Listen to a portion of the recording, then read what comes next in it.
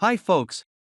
In this video, we'll explore the advanced edit feature that allows you to edit existing test cases, add missing ones, or merge multiple test suites effortlessly.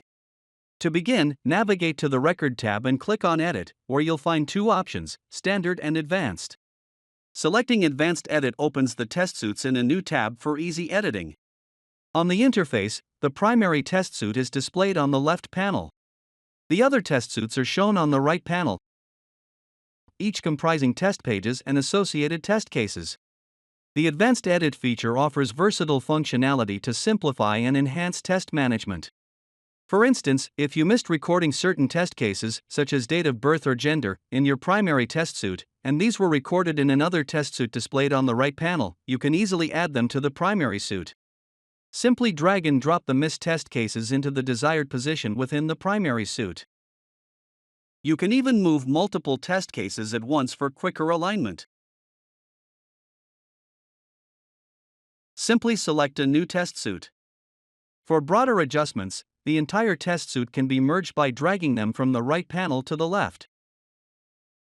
Unnecessary interactions can be removed effortlessly. Once all edits are finalized, save the changes and use the playback option to verify functionality.